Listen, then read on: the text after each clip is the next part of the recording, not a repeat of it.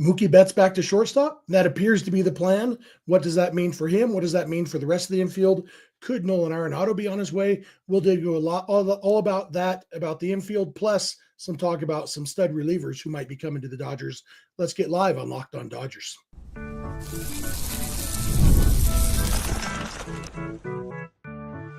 You are Locked On Dodgers, your daily Los Angeles Dodgers podcast. Part of the Locked On Podcast Network, your team every day.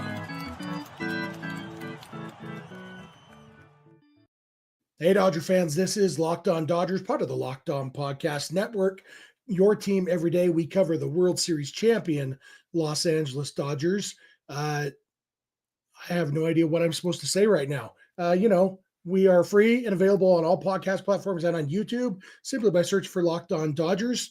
You can subscribe wherever you're watching or listening right now. If this is your first time with us, my name is Jeff Snider. That guy next to me is my co-host, Vince Samperio. Vince and I are both lifelong Dodger fans, just like most of you. We've also both spent time covering the Dodgers in the press box and the locker room. So we bring you the smart fans perspective on our boys in blue every weekday morning. This episode is brought to you by FanDuel. You can start the season with a big return on FanDuel. New customers can place a $5 bet and you'll get started with $150 in bonus bets if you win your first $5 bet. Visit FanDuel.com to get started. And Vince, it was an interesting day on Monday. We were hoping for news of a Teoscar Hernandez signing. We didn't get that. Now don't have a Walker Buehler signing yet. No transactions on Monday, but Brandon Gomes, the Dodgers general manager, speaking at the winter meetings, dropped a little bit of a bomb. We had heard that Mookie Betts was moving back to the infield. We didn't know for sure if that would be shortstop or second base. And I think you and I were maybe leaning towards second base, but Brandon Gomes said the plan is for Mookie Betts to be the Dodgers shortstop next year. And I find that interesting. Do you find that interesting? Yeah, definitely interesting for the simple fact that we both thought it was going to be second base. My number one thought was Mookie Betts is going to train at shortstop all offseason because he's already fine at second base. And if something happens with the Dodgers and they get a shortstop, then he'll play second base. And if nothing happens and that he ends up being comfortable enough to want to play shortstop, then he'll play shortstop. I think that's probably the main gist of how I feel about it, is that Mookie's going to be practicing to be a shortstop the whole offseason and then can adjust if need be, if the Dodgers, something happens to land on their lap. Yeah, and like we talked about last night, if the Dodgers were looking to trade for a shortstop, the best negotiating position would be not desperately needing a shortstop. And so the fact that the Dodgers do have Tommy Edman, Miguel Rojas, and Mookie Betts, and Gavin Lux, all of whom, like we said, played shortstop last year for the Dodgers, it puts them in a good position. And maybe that's all this is. But also, as I've been thinking about it, like if they're going with the in-house options, and right now Tommy Edman seems to be the center fielder. We'll see what outfield acquisitions they make this offseason. Miguel Rojas has been thrust into the starting shortstop role each of the last 2 years. And I really don't think his bat or his body can handle doing that for a third straight year. So they were down to Betts or Lux. And the fact is, both of them had their struggles at shortstop last year. Both of their struggles were entirely related to the throws from shortstop to first base. But Lux's struggles were significantly worse. And Mookie has a better arm. And so, if you look at Mookie's defense, the issues that he had last year were basically 100% about the throws. But the one thing we know about Mookie is he has a very good arm. And so having the whole offseason last year, it was mid-spring training. They said, oh, Gavin Lux can't play shortstop right now. Mookie, how about you play short? And he said, okay. But having the whole offseason to work on that footwork, basically, if there's one thing that I'm confident that Mookie Betts can get better at, it's making throws from shortstop to first base, because he has a great arm and works hard. And so it's maybe the easiest thing to fix. And so, I'm kind of convinced that Mookie can be an above average defensive second or shortstop. Yeah, for me, it's December 9th, and there's no reason to get up in arms about something that said on December 9th. We have a comment here saying why exactly is that it's his worst position and he doesn't want to play, not a factor at all. I've seen this a couple places. Mookie never said he might have said, I don't want to play shortstop right now. I don't think he said those exact words. It's not that he didn't want to play shortstop. He realized that he didn't pick it up as fast as he wanted to. The Dodgers he got hurt. And then when he came back, the Dodgers were a little bit in a fight for division and seeding and everything else. And the Dodgers had options that were playing well. Miguel Rojas was playing well last year. If he wasn't playing well, Mookie Betts might have gone back to shortstop like that realistically, or the Dodgers would have had to make a trade, or we would have seen a lot more Nick Ahmed. Like there would have been a lot of choices that wouldn't have been better than, seeing Mookie have to fight through some issues at shortstop. So if he didn't want to play shortstop, he wouldn't be shortstop. Like trust me, 100%. They're not, last year, did he want to be shortstop? Probably not when they told him in spring training. But then after that, he took it as a challenge to be a legitimate, shortstop defensively. And it didn't quite work out the way he wanted it to. And, he mentioned very openly about all the, issues and how hard it was. I think the main thing of it for him was just saying how hard it was. It wasn't necessarily, I can't do this. It's way harder than maybe I even thought. And yeah, he was out there for 2-3 hours, or not 3 hours, out there for at least a couple hours, hour and a half before every game, working with Miguel Rojas. So you give him a whole offseason. We've never seen Mookie not do something that he's put his mind to. And, last year, that's what we said, and it didn't quite work out.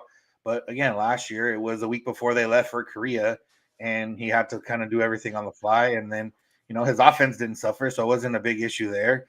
And now he's going to have a full offseason. Again, it just gives the Dodgers options. If he's their shortstop, Gavin Lux could be back next year. And we've talked about it maybe not being that way so far this offseason. And, it opens up different things. Tommy Edman could play in the infield at second base if they acquire a center fielder. Like there's different options that leave it open if Mookie's that short. Yeah, and the fact is, Mark also says in the comments that I changed my opinion and I'm just shilling for the front office. The fact is, the people making this decision know Mookie Betts a lot better than I do. I've never met Mookie Betts. You've met Mookie Betts. You haven't probably sat down and talked about the intricacies of playing shortstop with him. You haven't talked to him about how he feels on a personal level about playing shortstop. None of us have. You know who has? Dave Roberts, Brandon Gomes, Andrew Friedman, Dino Ebel, the people who, I guess Chris Woodward now will be the infield coach. Those guys know Mookie. They know his capabilities. They know what he can and can't do. And the fact is, shortstop is the most valuable position on the field, not counting catcher. So if Mookie can successfully play shortstop, it's the position that he's most valuable to the team at. You can find offense like Mookie's or close to Mookie's in right field a lot easier than you can find it at shortstop. And so if Mookie can play shortstop, it's absolutely worth it to the if they believe that he can do it successfully and be above average defensively, it's absolutely worth it for them to experiment with that and see if he can do it, because yeah, it opens up a lot of other things for the Dodgers to be the best offensive team possible. Yeah. I guess for me, I'm not 100% sold that Mookie is a starting shortstop on opening day at the moment. And that's really why I might have stronger opinions if I thought that would be the case. But again, I'm not going to doubt someone that, is going to be working probably, maybe he's taking some time off, but I'm sure he's already working at it. And, it's going to be a lot of backhands and a lot of throwing to first. Those were the main two issues that he had. Everything else he was pretty, decent to solid at. And if that's all you need to work on in an entire offseason is, angles in general, and then, backhands, throwing the ball to first base. We've seen Hanley Ramirez play shortstop, and he was, not good at a few different things defensively. So yeah, and what Brandon Gomes said was Mookie Betts is preparing to be the shortstop. He didn't say Mookie Betts is our starting shortstop. We could parse that wording all we want, but yeah, there is no commitment that Mookie Betts is the Dodgers starting shortstop. It's as of right now, that's the plan. And a year ago right now, the Dodgers had just signed Shohei Ohtani. No Dodger fan had ever even thought about the name Teoscar Hernandez a year ago at this point. We didn't have Tyler Glasnow. Things changed from December 9th to opening day and even to the start of spring training. I do think it's funny sometimes that people will say in Friedman we trust, but there's always in parentheses, except when I disagree with him. Yeah. Oh yeah, I'm hosting. Remember? We're going to come back in a minute. There are rumors again about Nolan Arenado. We've talked about it in the past, but maybe it's catching some steam. So we're going to dig into more about the Dodgers third base situation. So thank you for making Locked On Dodgers, and please keep making that your first listen, and please keep it Locked On Dodgers. This episode is brought to you by FanDuel. Get ready to tackle the NFL action with FanDuel, America's #1 sportsbook. Because right now, new customers can bet $5 and get $150 in bonus bets if you win. The FanDuel Sportsbook app gives you everything you need to place live bets on the NFL all in one place. So when you get a hunch in the middle of the game, you can check out the latest stats, view live play-by-play, and so much more on the same page where you place your bets. Just visit FanDuel.com to join today. And if you're looking for an option to make that first $5 bet on to try to guarantee yourself a win to get your $150 in bonus bets, I'm looking at this weekend's NFL games, and one jumps out at me, the Ravens against the Giants. Now, I don't follow football much, but apparently the Ravens are a lot better than Giants because the Ravens are minus 1,400 favorites to beat the Giants on Sunday. And so that seems like a pretty safe bet. Put your $5 on the Ravens. If they win, then you get your $150 in bonus bets over at FanDuel.com. So never waste a hunch and make every moment more with FanDuel, an official sportsbook partner of the NFL. We are back. Thank you for making Locked On Dodgers your first listen. Thanks for being an everydayer if you are an everydayer. If you're not, it's easy to become one. Just watch or listen every weekday morning. Make that easier on yourself by subscribing wherever you're watching and listen right now. Remember, for your second listen, be sure to check out Locked On MLB, hosted by our buddy Paul Francis Sullivan, a.k.a. Sully, covering all of Major League Baseball. You can also go beyond the podcast and become a Locked On Dodgers insider by going to joinsubtext.com/LockedOnDodgers. And be sure to check out Locked On Sports Today and Locked On Sports Los Angeles, the two 24/7 streaming channels over on YouTube from the Locked On Podcast Network. So we talked, a couple weeks ago maybe, about Nolan Arenado. Yeah. We know that the Cardinals are shopping Arenado. We know that he has, I think, a limited no-trade clause or maybe a full no-trade clause. Anyway, he's got a few teams that he's willing to go to. And there was a report today, and I don't know for sure if this is a reputable source. It was a Cardinals Twitter account saying that the Cardinals are negotiating with both the Yankees and the Dodgers on Arenado, but that Arenado strongly prefers to come to the Dodgers and could kind of force his way there, even if the Yankees outbid the Dodgers for his services. I guess the first question, Vince, that we need to address is, do we believe the rumors that the Dodgers are heavily interested in Nolan Arenado? I don't. I mean, I can't buy it. There's, we're going to be ones here that try to find the positives in any move the Dodgers make. And we went through the whole segment or episode the other day, and, you had to force yourself to talk yourself into trading for Nolan Arenado. So, unless there's something bigger at play that we're not privy to, which I can't really see what it would be without, it being Max Muncy going somewhere else or becoming a bench piece or whatever it is, or a platoon piece. Like, I don't know. To me, it doesn't make sense. The fact that it's like kind of a random Cardinals Twitter account and like and there's been some of the major, main guy reporters kind of linking the Dodgers and Arenado, but I think that might be more of just linking the Dodgers to any guy rather than, something of substance. But yeah, I don't know. I try to look a bunch of different ways, and I just don't see what it would be, especially, obviously, Brandon Gomes said Max Muncy is expected to be the opening day third base, or I don't know the exact wording, though I didn't see a video of it, but yeah, Muncy will be opening day third baseman. We've heard from the Dodgers front office in the past before of someone being the opening day, infielder and then getting traded around the winter meeting times or even at the winter meeting. So I guess it's possible, but I just can't see it. Yeah. And really it comes down to, unless they see something that we don't, and which is entirely possible. It's only been 2 years since Arenado was a really good baseball player. But like you look at his baseball savant page for last year, his average exit velocity is 9th percentile. Hard hit percentage, 12th percentile. Like this isn't among third basemen. This isn't among former MVP candidates. This is among everybody. Like he had a lower hard hit percentage than, like, think of a bad hitter right now. Nolan Arenado probably had a lower hard hit percentage than he did.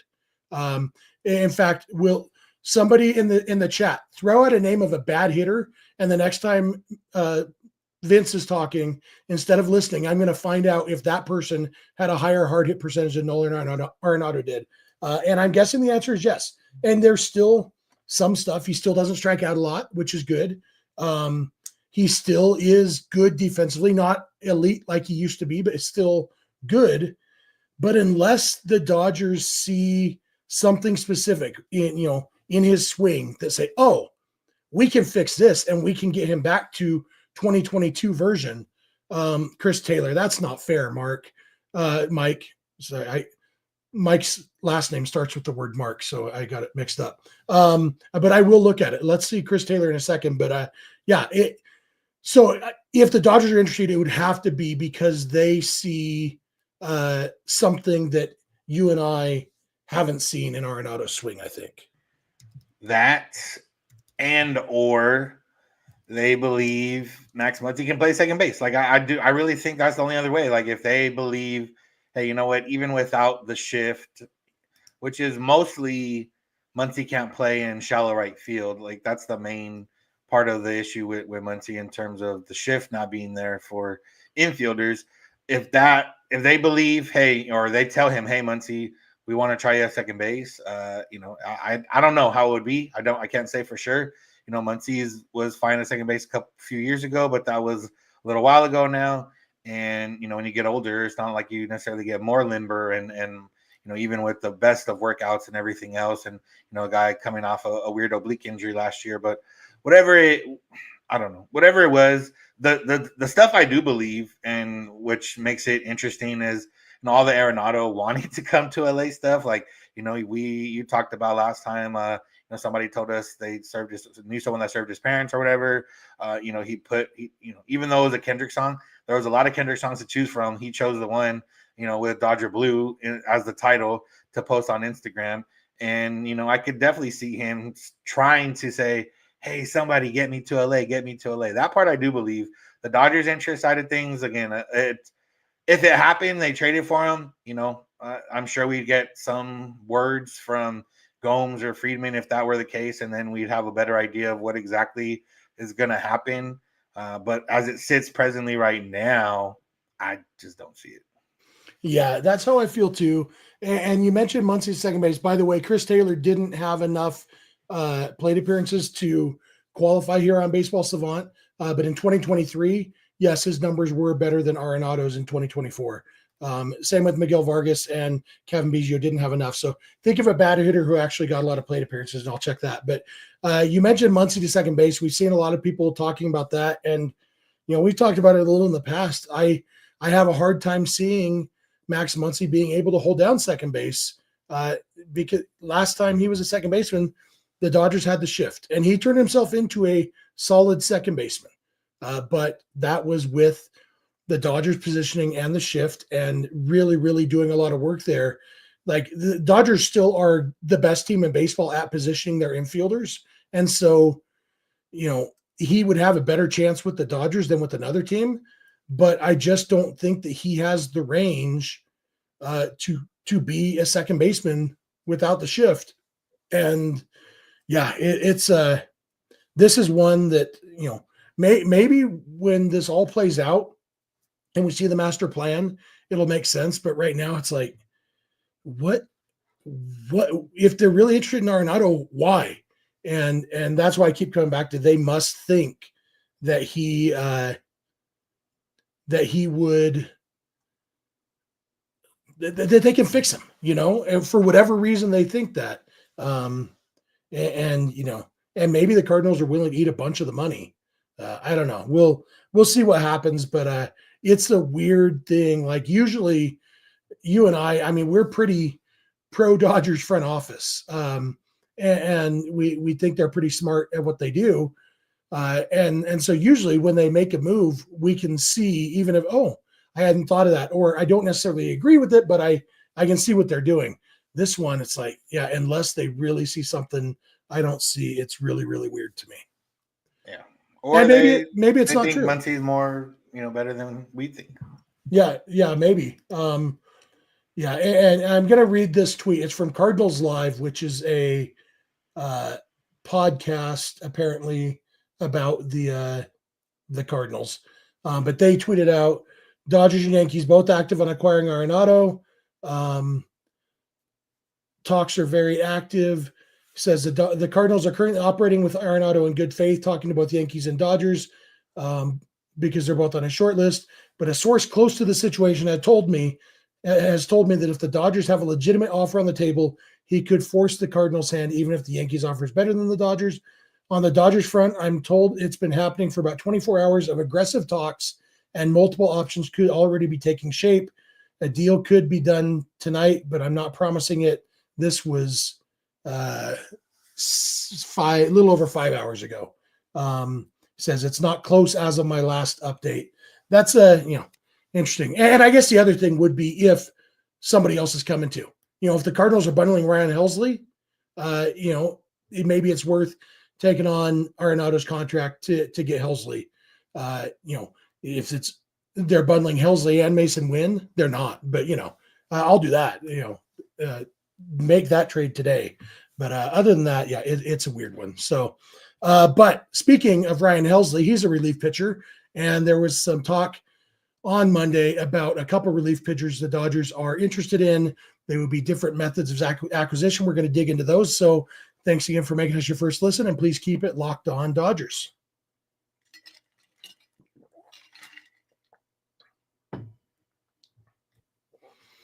We are back. Thanks again for making us your first listen. Remember, go beyond the podcast, become a Locked On Dodgers insider by going to joinsubtext.com/LockedOnDodgers. Please become an everyday, or at least get a little bit closer. If you're not listening every day, add a day or two a week to your rotation, and pretty soon you will be an everydayer, and then you can start working on the twice a dayer, where you're with us live, and then you listen again on your way to work in the morning. That's the real dedication. But whatever you are, we're happy that you're here with us here on Monday night. Good chat going on here. We appreciate you being live with us. So the Dodgers, even after signing Blake Treinen, we got news today, or a report today, that I don't think surprised anybody, that the Dodgers are still interested in other relief pitchers. And two names that came up are Devin Williams, who is currently under contract with the Brewers for one more season, and Tanner Scott, who is currently not under contract with anyone. He is a free agent. And both of those guys have been elite closers at times in their career, most recently in their careers. And both have really, really good stuff, different kinds of pitchers. Williams is a righty, Scott's a lefty. Scott is more of a power pitcher. Williams throws hard, but his best pitch is his changeup. That's almost it's kind of a splitter. It's been called a lot of things. What do they call it? The airbender. The airbender, yeah. And when you got a pitch that gets its own name, you know what? It's probably pretty good. And so I love both of those ideas. Obviously, Scott would cost a lot of money because he's a free agent. It's probably his one big chance at a big contract. And so, we could be looking at $15 to $18 million a year over like a 4 or 5 year contract. And then there's Williams, who would cost prospect capital. He just has 1 year left. It's hard to picture the Dodgers giving up their top prospects for a 1 year rental reliever. But he would be expensive in players. Do you have a preference on those, or are you just, why not both? Yeah, well, that's always going to be the first answer for the most part, unless it's, two players for one position type deal. Like, why not both? The Dodgers have the money and the prospect capital to go out and get both. I've always been, a fan of Devin Williams. I think last offseason I was advocating hard for, we both were, but advocating hard for the Dodgers to go after him. Didn't end up happening. And my stance hasn't really changed. Like, it's a year closer to free agency for him. I think, it's one of those where you could trade for him and maybe offer him something right now before money goes up again next offseason and, kind of get ahead of the game because, there will be different people, looking to cash in on things. With Tanner Scott, again, Dodgers sign him. Am I upset? I'm not at all because he's really good too. And, one, there would be no team that could have him that, would use him as a weapon against Shohei Ohtani, which is a good thing because, he did kind of own Shohei Ohtani there and then ODS. But, two, he's a hard-throwing lefty, which is always fun to see. And if they're, even with the emergence of Anthony Banda and, and Alex Vesia being one of the best relievers last year, it's always nice to have, a guy that can get guys out from both sides, but also a guy that can get out guys from both sides, but is also a left-hander is like super clutch because, you can neutralize a bigger portion of like top tier guys when you can throw left-handed and you can get guys out from both sides. So there's no wrong answer here. I'm still, 1, Devin Williams, 2, Tanner Scott. I do know that Evan Phillips is really good friends with Tanner Scott, so I'm sure he's recruiting him hard and heavy, and maybe that'll help out. But for me, I think the Devin Williams one, it's going to be weird to say this knowing what's behind it. But, giving up players for a reliever, even if it's for 1 year, you're probably not giving up too much, and it's not, too bad. Tanner Scott, if you pay him 15, 18 mil or whatever it is, the concern is that, in year 2, if he sucks, you kind of probably want to push through and keep hanging on to him. And then you're in a weird spot, kind of like the Dodgers were with Jansen at the end of his career and, kind of where they've been with, Joe Kelly and different guys over the past few years where you're kind of dragging him along and hoping that he figures it out. And, at the very least, we've seen the Dodgers, go away from Jansen as closer, not even have Craig Kimbrell on the roster that 1 year. But, yeah, it's just a little bit different. Yeah, and that's, I'm interested to see what Tanner Scott gets in free agency. We haven't really seen the reliever market play out yet. I mean, Holmes, what's his name? Clay Holmes? Yeah, Clay Holmes. Signed with the Mets, but they're planning on turning him into a starter. And so it's hard to say if his contract is indicative of the relief market right now, or if it's, more of a hybrid role. But he got what, 13 million a year? Yeah, just under. And so, but obviously Tanner Scott is better than Clay Holmes. Tanner Scott didn't lose his job as closer because he kept giving up home runs last year like Clay Holmes did. But, it really will come down to, like you said, probably more the years than anything else. I think the Dodgers are probably fine with the dollars, but the years could be questionable. But yeah, his stuff is so good. And yeah, I think I'm with you. I think Devin Williams would be my first choice. Ken Rosenthal, just before we started talking, right after we started talking, he dropped an article on The Athletic, just kind of updating on the Devin Williams situation. He said that a trade during the winter meetings is possible, but he thinks it's more likely that the Brewers wait until later in the offseason after Tanner Scott has signed, because then more teams that are in the market for a reliever will know where they're at. Just like we saw, I don't know if you saw the report that Brian Cashman said that they were talking to Blake Snell and Scott Boras told him, we need an offer if you're going to make an offer. And Cashman said, I can't make an offer to Snell until I know if we're getting Soto because I can't afford to do both. And it's kind of weird to hear Yankees and can't afford in the same sentence, but that's the world we live in now. But teams, the Yankees are one of the teams interested in Devin Williams. Rosenthal also mentioned the Royals and the Tigers, and even he says non-contenders such as the Los Angeles Angels. I'm not sure why the Angels would trade for Devin Williams, but far be it for me to tell Artie Moreno how to run his business. The Angels seem like a team let's give up 3 prospects for Devin Williams and then trade them at the deadline for 2 prospects. And, sorry. Yeah. That could be, but yeah, so all those teams that are probably in the market for Tanner Scott too. If you're in the market for Devin Williams, probably in the market for Tanner Scott. And so it makes sense for the Brewers to wait until Scott has signed, and then they can kind of hold the other teams over a barrel a little bit. But yeah, I'm interested to see what happens. It's kind of funny to me how every time somebody mentions Devin Williams, Gavin Lux's name comes up. I've decided that trade Gavin Lux to the Brewers because Gavin Lux is from Wisconsin might be the most overused Dodger fan take on the internet right now.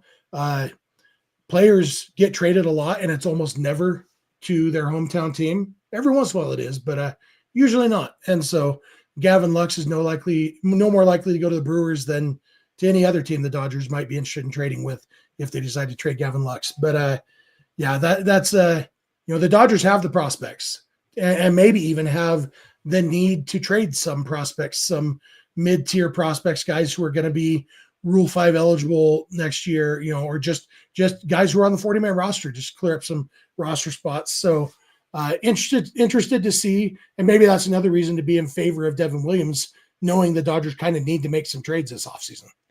Yeah, I feel like we've said that a lot the last few offseasons, and it hasn't quite panned out the way we thought.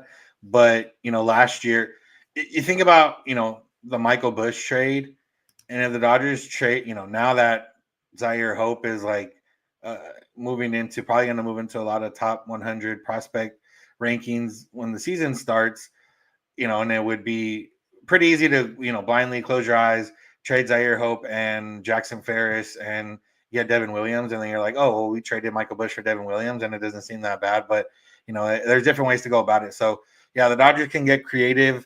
It sucks in the sense of all the arms that they could have traded this offseason or get, recovering from surgery. So, like, there's 3 or 4 guys. I mean, Sheehan, Kyle Hurt, the River Ryan. Like, there's a bunch of guys that we liked to see pitch for the Dodgers, but also wouldn't have, minded if they brought in top-tier talent to the Dodgers who are just kind of going to be there on the 60-day IL the rest of the whole season. So, yep. So, yeah, it'll be interesting to see. Dodgers definitely in the reliever market, though. And like we said, the team on December 9th is not close to what it's going to be when spring training starts or when the season starts. So a lot to look forward to, a lot more to talk about this week, even more stuff that happened in the last few days that we haven't gotten around to yet. Some of Dave Roberts' comments on Shohei Ohtani and his pitching timeline. We'll dig into that tomorrow, and, hopefully some acquisitions, signings, trades, whatever to dig into too. So you got anything else for today, Vince? I do not. That'll do it. Thank you all for being here. Thanks for being with us live. Thanks for being an everydayer. Please subscribe wherever you're watching and listen. Make it easier on yourself to become an everydayer. Be sure to check out Locked On Sports Today and Locked On Sports Los Angeles, 2 24/7 streaming channels on YouTube from the Locked On Podcast Network. Go beyond the podcast, become a Locked On Dodgers insider by going to joinsubtext.com/LockedOnDodgers. You can follow us on Instagram, Twitter, and TikTok at Locked On Dodgers. Vince is on Twitter at VinceSense91. I'm on Twitter at Snydog. Both of our DMs are open over there. You can also email us, lockedondodgers@gmail.com, or send us a voicemail or a text message at 323-863-LOCK, 5625. We are here every weekday morning, and we hope you'll be here with us. When you get in your car or sit on your couch, tell your smart device to play podcast Locked On Dodgers. And remember, you don't have to agree. You just have to listen. We'll talk to you tomorrow. Have a good one.